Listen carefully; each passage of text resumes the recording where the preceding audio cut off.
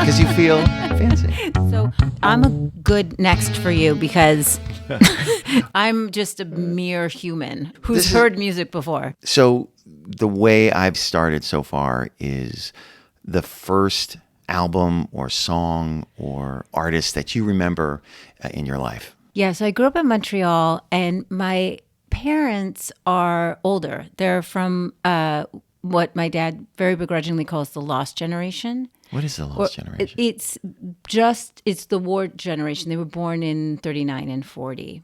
They are older, therefore, than my friends' parents, who were all hippies, kind of, and cool, and very sort of their music. They had a lot of music in their homes. So my parents were sort of always older, but also on top of it, my mother's from England, and she's very, very British.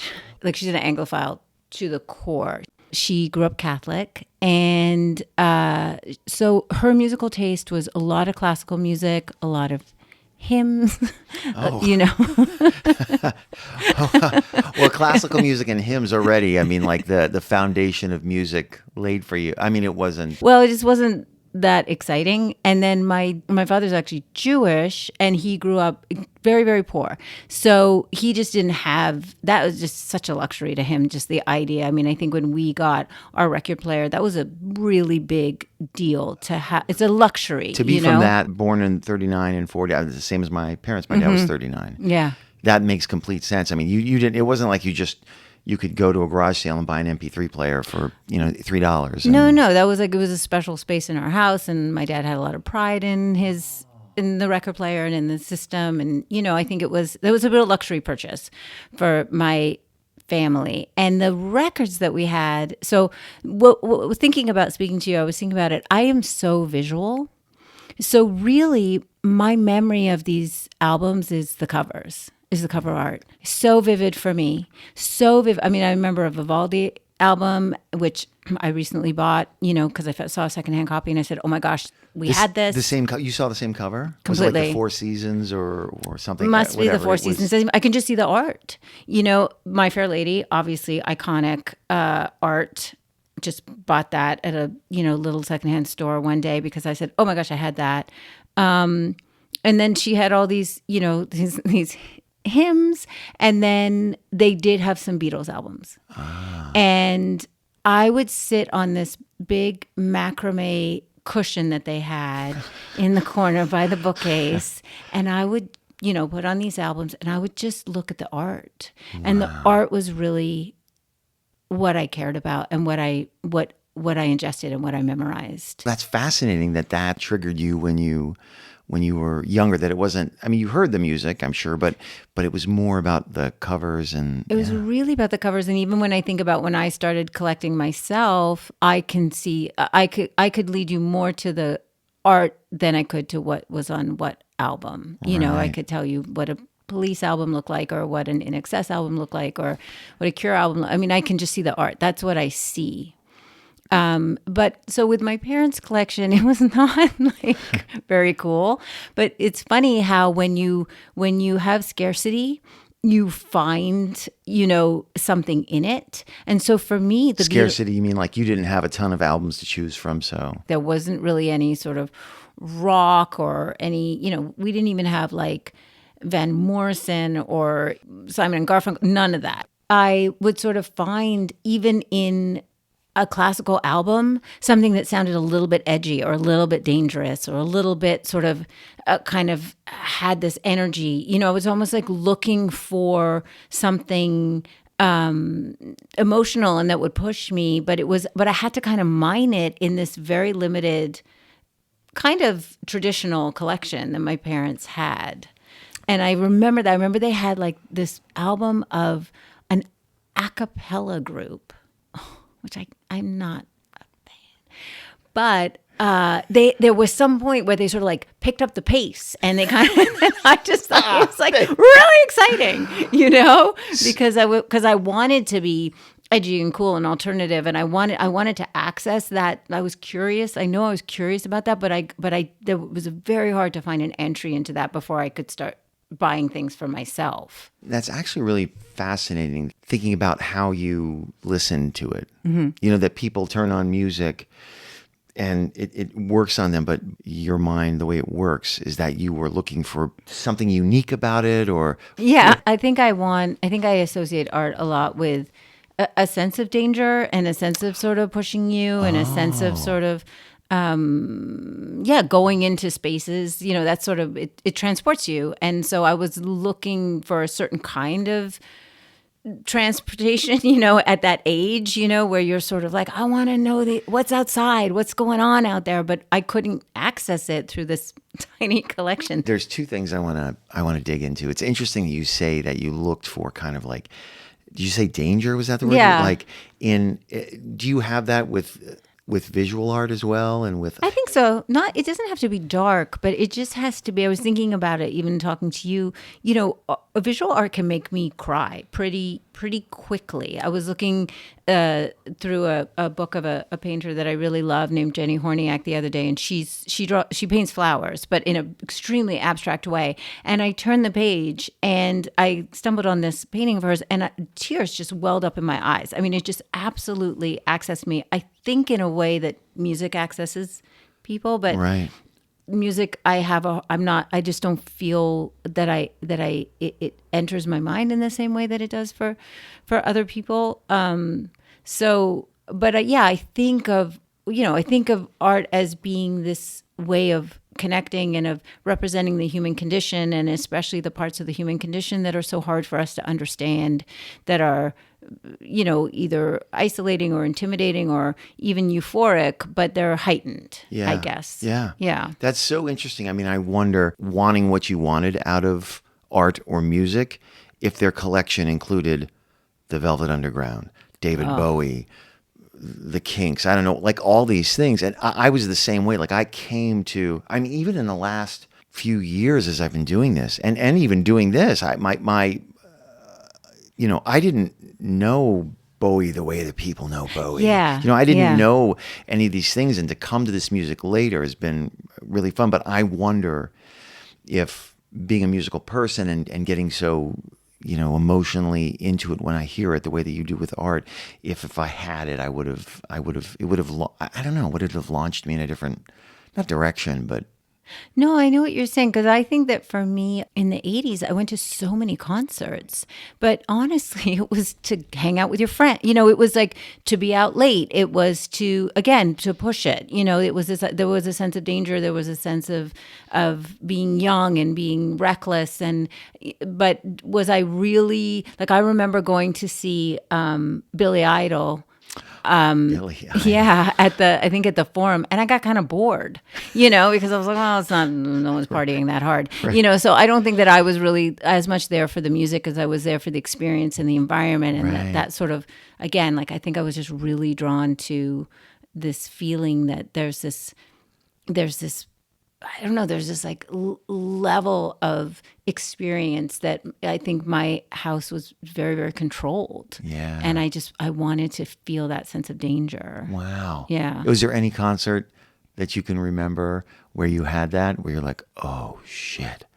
So many. Really? I mean, I'm really lucky. Yeah, because I remember going to see the Smiths in a tiny venue, and Here in here? no, in Montreal.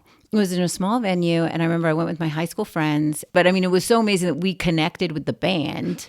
And then Wait, I want to picture a young Jessalyn. Is this freshman, sophomore Jessalyn, or junior, senior Jessalyn? I don't know if that's the same. Yeah, so I think I would probably have been about 15, 16 years 15, old. 16. And we had a girl in our group who was gorgeous. She was maybe the most beautiful girl in Montreal, honestly. And everybody kind of knew it. And everywhere we went, if we went with her, we could get in anywhere. And so somebody from the band came over and spoke to us. And basically she got invited backstage. Oh, it's one of those. And we waited, and then she came back with drumsticks, and we talked about this recently, actually, and it was stuff like that. It was just this idea that I just wanted to, it's not that I wanted to be around that. I wanted to be there after the band was done and what happens after that, but I don't think I was necessarily there for the right reasons. Did you ever own any music? I mean, do you remember the first piece of music that you owned, or did it just kind of come to you when it came to you and, owning it or having did you have a CD player ever or So I had a record player, which was that one, that big one. It's a box and it has 2 tape decks. It had this thing that you could, an equalizer, and then it had a turntable on top. And so what's brilliant about this, of course, is you can make mixtape off of the record? off the record, and obviously go tape to tape. Oh, come on, tape to tape. Alyssa, that's the first thing on when I brought in, before our first date, I brought her in a mixtape. Oh, yeah, of course. And mixtapes were huge. You go at the same time. Yeah. For the listener, Jessalyn and I simultaneously, with the appropriate length between our fingers, press down, record with 2 fingers, and play with the other. And did you do that? If you heard a song on the radio, also jump really fast and get that recorded. 100%. Sometimes I'd camp out with a certain radio station when they were playing call in or top whatever hits, and I would do it. And then sometimes I would just do a whole tape and then tape the whole radio show and then go back and look and then pull songs off of it. Oh my gosh, like a predictor of this moment of your Exactly. editing skills. I was doing this. This is what I was doing. You're the OG. I'm the OG. So I had this record player, which I just thought was really cool. And yes, Did you buy it?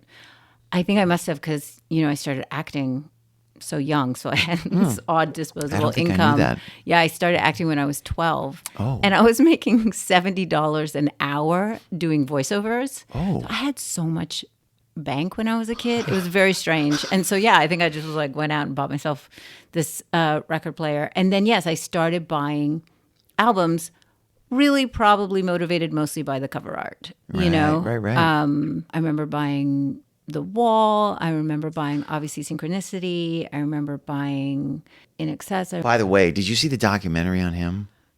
Too painful. Oh, Too painful for me. It was so moving. I didn't realize.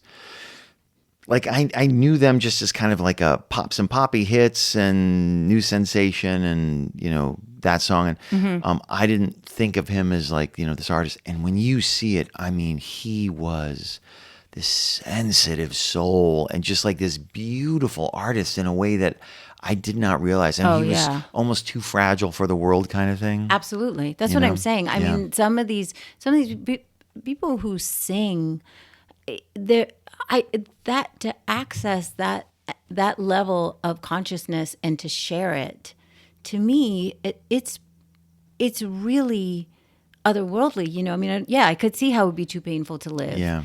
Don't ask me what is true. Don't have to tell you I love your precious heart.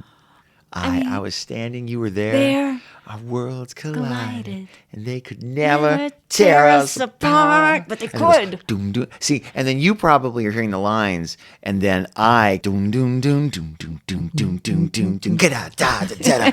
That part gives me chills. The music and that hook takes me to another dimension. See, I think I only hear lyrics. Wow. And it's funny because my daughter is very musical, and she'll play a song for me and she'll say, and because listen to how when they bring in the strings, or, it's so weird because then the drums just sort of come out. And I think none of that. None of that has registered in my brain. But my goodness, what an incredible story.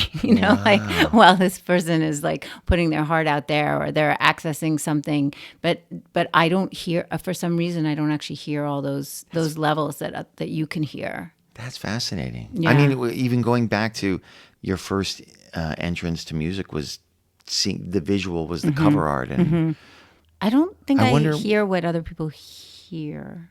I wish I did, but I don't think I do. You think that? I mean, do you think that that's how you came into the world? Or do you think it was, I mean, this is the whole nature nurture thing with anything in life. I think, if I reflect on it, which you've given me the opportunity to do, I think that I really care about the human element of it. The idea that anybody would stand up and sing their heart. Just that to me just seems really important and kind of the meaningful. bravery of putting yourself out there like that. Absolutely. Yeah. I mean, I love actors. I love performers. I love dancers. I love anybody who's willing to say, hey, being human is really difficult, and I'm going to admit that to you and share this piece of myself so that you don't feel so alone in your experience. Yeah. That to me seems incredibly selfless. I want to talk about a band you listed as one of your favorite songs. It's Love Will Tear Us Apart.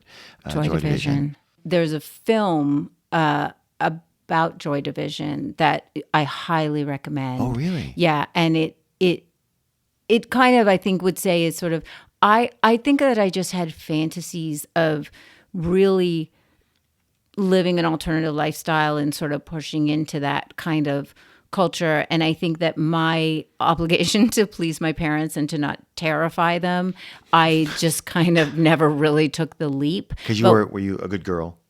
I was, to them, but I was secretly really bad. But I knew how to sort of, I could really, I protected them so much from it. I wasn't a rebel enough to actually challenge my own parents, if you know what I mean. Yeah. So it's like, I was like a rebel away from the house, but then within the house, they just had no idea what I was actually up to. Yeah. So that's not really a rebel, honestly, because I wasn't really challenging the authority within my own world. That's true, I guess. I guess you weren't as much a rebel as you had a wild streak in you, maybe? And I actually believe in it. So that's what I mean is I champion the disruptors. I love the disruptors. I thought I would be a disruptor. It turned out I'm not, but I still feel such a deep appreciation. And so Joy Division is, they were born from a lot of pain and a lot of oppression, and so I respond to it, even though I don't live it. I would say. Did that song hit you when it came out, or did that song you found it at a later time? And do you remember when you heard it? Oh yeah, if you listen to it, I can't imagine it's not going to hit you. Have you heard it? As a music lover, I have so many blind spots. It's shocking. See my 5 records. Kenny Rogers' greatest hits, Sgt. Pepper, which was great cover art. Great cover art. Foreigner 4, Grease, the album, that's which a I good danced cover art. See it right great now. Cover art, yeah. And I danced up in my room with Amy Fisher down the street. Aww. Yeah, it was adorable. And what was the final one? Don't remember. Maybe it was just 4. No, there was a 5th. Anyway, my point being that I just didn't have, I don't know whether it was my brother who loves music and my dad who did, but they just didn't have this large collection of it. So, I mean, I didn't have the cool, I came into the cool soccer boys with the flip hair, brought Erasure into my life and Depeche Mode and stuff, but never like Joy Division. Joy Division it's really the OG. So we're going to listen to Love Will Tear Us Apart. This is Joy Division, so we will be right back. We're going to take a listen. It makes me so emotional. I have so much respect for, they're these young guys. They don't have any formal training. They're living shit lives, and they decide to create something together that in a sound that's never been heard before. What drives people to do that? I just think, and I guess it makes me nostalgic for that time in my life where I think I really wanted to be around that kind of thing, that life-affirming experience, that you're craving, and that your house is not your sort of domestic suburban experience is not acknowledging. And so when I listen to something like that, it reminds me how I wanted that so badly. I wanted tattoos, I wanted piercings. I wanted it all. It is amazing to me. I saw, it wasn't a documentary, but I thought it was really good. It was on FX about the Sex Pistols. Mm-hmm. It was called, maybe it was called the Sex Pistols. And how these kids who didn't really know instruments that well, and they were teaching themselves. There was a movement happening, but how they just kind of created something that wasn't there. That's what I mean. It's just the harder thing to do. Yeah. No one's even waiting for it. No one's asking you for it. No one's saying, when are you going to produce this random song from your garage or from, this abandoned warehouse that you all met. What? Because there's this direction that no one even thought of. It's this thing that you're like, well, we start doing this and it's a new sound. Exactly. And everyone's going to be pissed about it. Nobody's going to like it except the kids are. Because the kids are going to say, wait a second, I feel something. You see me. and then that collective experience. I mean, that's what's so cool too, is I feel like live music is really back, and there's no substitution for that. So this next one, I don't know if I got the right album, XX. Oh yeah, the XX. The XX. So Yeah. there's the XX and the album is XX. Yes. Yeah. Okay. Yes. So, and it looks like the album was from 2009. Yes. Know nothing about that. Really? Nothing. And when did they come to you? Is this a recent? No, I think they came to me around 2009. Okay. And then, so that's a good example too of one that it's linked to a relationship and a drive from Seattle to Portland. And I think we found them on probably KCRW or something like that. But same idea. I kind of never really heard anything like it before. It's really sexy and just very evocative of a time in my life, you know. And I think same idea where you sort of feel like it's a sound that I'd never really heard before, but I feel I can't believe it wasn't already there. Right. You know? Okay, so we're going to listen to the track VCR on the album XX by the XX from 2009. Great song. Right? Great song. Great driving song. A great driving song, great falling in love song. Oh, great Yeah. falling in love. And again, see, this is so interesting to hear how your first entree into music, didn't hear a word she said. Really? Didn't hear a word she said. Wow. I didn't hear any of the lyrics. I just heard the timbre tone of her voice. I heard the music, the dum dum dum. You know, the dum dum. Yeah. dum, The and entry's amazing. just the vibe and the soundscape of it. Didn't on the next time, because I'll put that on liked songs. I'll hear the lyrics. Well, you know, it's so funny because I heard you talking about this in your other episodes. I'm sweating because I'm so worried that you're not going to like it. It's a thing. And then I was listening to the lyrics and I was like, maybe they're not that good. I mean, she's sort of repeating herself. He probably thinks it's pretty lame. This is so, God, it's such a relief to me because every time I do it, I sweat my ass off playing a song for somebody, and I'm pretending to listen to it and be into it, but also It's like you wrote it. physically, I'm like, it's like I wrote it. I'm just Yeah. like aside. I'm like, do they like it? And I'm like, yeah, maybe. I don't know. Maybe this is this is not a great song. That's a. I had that with. I'll play it. There's artists that I love. This artist Nancy Griffith and this guy Robert Earl Keen, and I play it, and I'm like, oh, I'm hearing.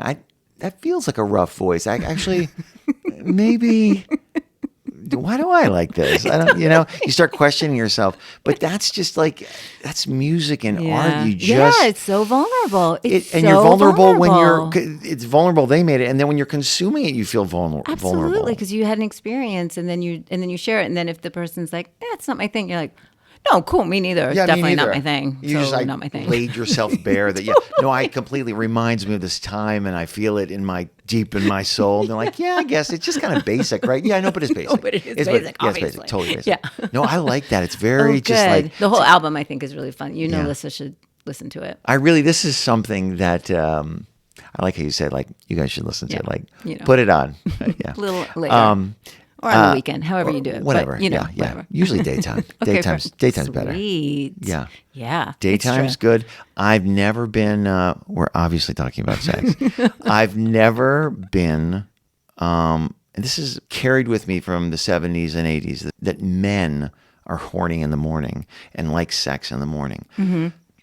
Terrible taste in my mouth. I just feel like I have a film all over me. Oh, you want to shower. Want to shower. Brush your don't teeth. brush my teeth. I Yeah. do not feel. So what, like 11 is it better? Yeah, I mean, like because of our Post-coffee? schedules, like 11 post coffee, maybe still having coffee breath. I don't know. I think Little dirty. a little dirty still. Like I think when everything's settled in, like maybe mid afternoon delight. Yeah, nice. Afternoon delight. I like it. Great. Yeah, and then Alyssa at night, she'll say this. Is just too tired. She's too tired. She's too tired. Yeah, and then you just ate and Yeah.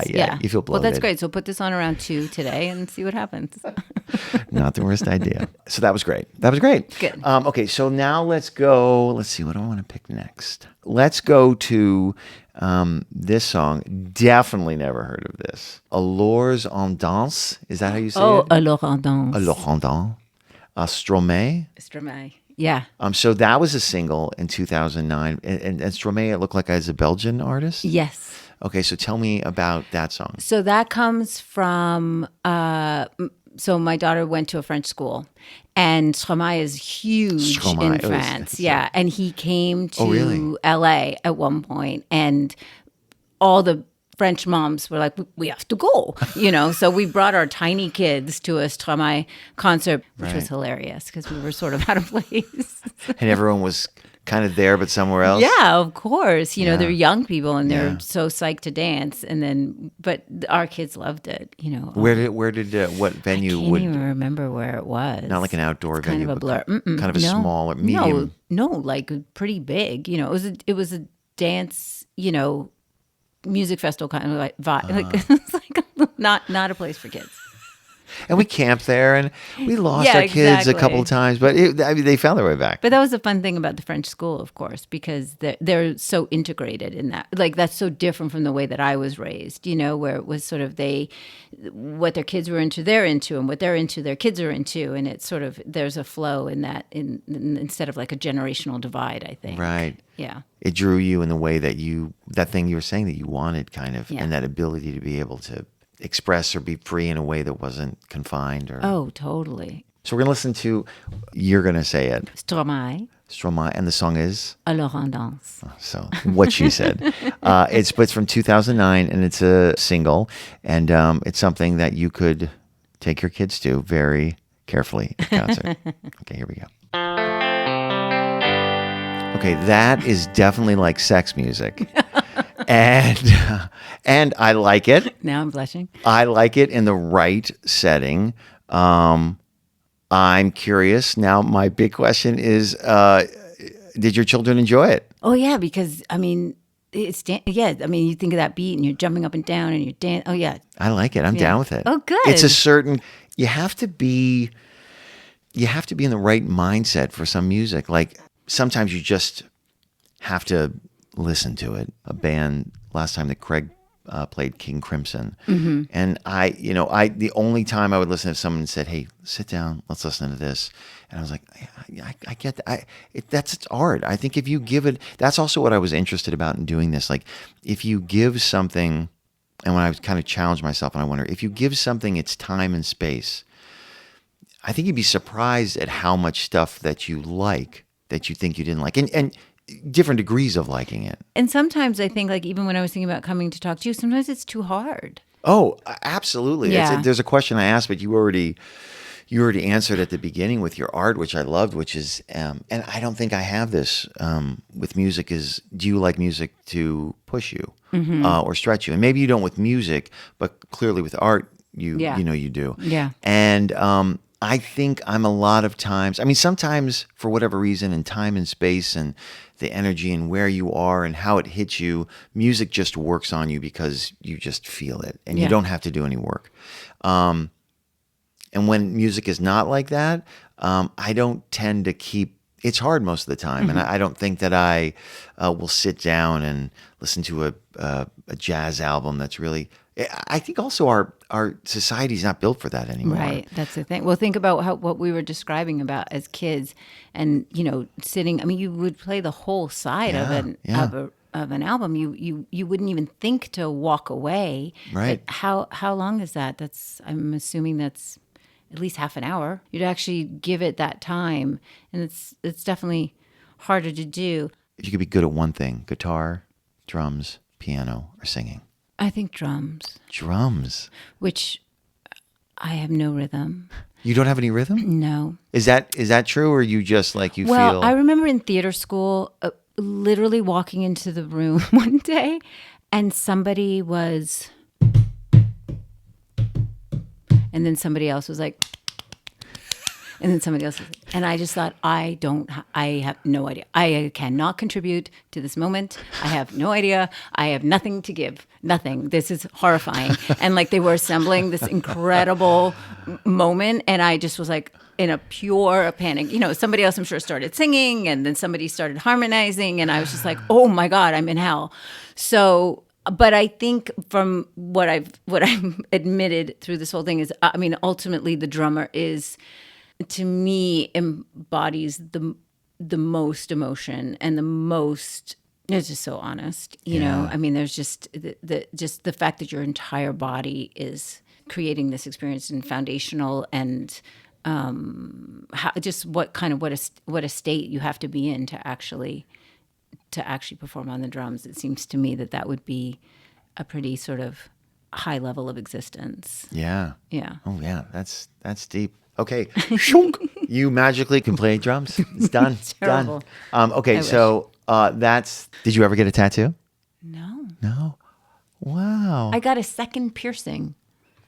And was that? Did you feel that was like last week, and maybe a couple of weeks ago? Yeah. Really? Yeah. You're gonna tell me someday. You're gonna get a tattoo someday. You think so? Oh yeah. Okay. Yeah. I feel like there's gonna be a point at which you're gonna go. Yeah, you're gonna get a tattoo someday. I don't know when it is and just what. Before I die. Just before you die. Yes. That's fine. Well, Jessalyn, I think you probably feel deep down that you showed up well for yourself. Aww. Did you surprise yourself how much music, like that you knew, and that like how much it was a part of you more than maybe you? Yeah, I think that I was nervous because I thought that it would be that it wouldn't take me to the parts of myself that I like. But it was really cool that you reminded me of this part of myself that, you know, always kind of wanted to be a part of that downtown scene. Yeah. And that's cool. I hadn't thought about it in a long time, so I thank you. Yeah, well, my pleasure. That was awesome. As I head back to Burbank. To get your tattoo. Well, thank you for coming and for drinking out of that fancy. Yes, thank you water. for my beautiful, fancy teacup. But I mean, it's cool too. Like, it's dangerous. Cool. No, it's very. That mug is very dangerous. By the way, the mug that she's drinking out of is not dangerous at all. But I gave her that mug, so it's really not her responsibility. But thank you. It was a joy to talk to you. Thank you for having me.